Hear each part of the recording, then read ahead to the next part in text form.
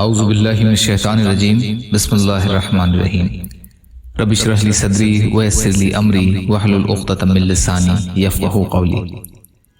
اللہ کے راستے میں نکلنے کے آداب اور اعمال۔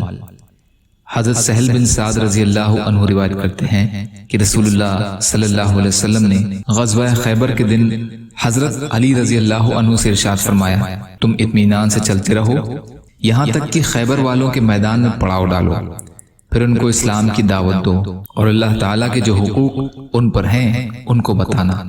اللہ تعالیٰ کی قسم، اللہ تمہارے ذریعے سے ایک آدمی کو بھی ہدایت دے دیں، یہ تمہارے لیے سرخ اونٹوں کے مل جانے سے بھی بہتر ہے۔ مسلم۔ فائدہ: عربوں میں سرخ اونٹ بہت قیمتی مال سمجھا جاتا تھا۔ حضرت عبداللہ بن عمرو رضی اللہ عنہ فرماتے ہیں کہ رسول اللہ صلی اللہ علیہ وسلم نے ارشاد فرمایا، میری طرف سے پہنچاؤ اگرچہ وہ ایک ہی آیت ہو۔ بخاری۔ فائدہ: حدیث کا مقصد یہ ہے کہ جہاں تک ہو سکے دین کی بات پہنچانے کی کوشش کرنی چاہیے۔ ہو سکتا ہے کہ تم جس بات کو دوسروں تک پہنچا رہے ہو گو وہ بہت مختصر ہو، مگر اس سے دوسرے کو ہدایت مل جائے جس کا اجر تمہیں بھی ملے گا اور بے شمار نیکیوں سے نوازے جاؤ گے۔ مظاہر حق۔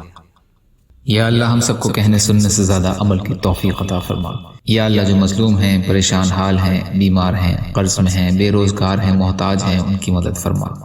یا اللہ جو دنیا سے ایمان کی حالت میں چلے گئے ان کی مغفرت فرما۔ یا اللہ صبر کرنے والا، شکر کرنے والا، اچھی طرح عبادت کرنے والا بنائیے۔ یا اللہ اپنے حلال میں سے دیجیے، اپنے حرام سے بچائیے، اپنے غیر سے بے نیاز کر دیجیے۔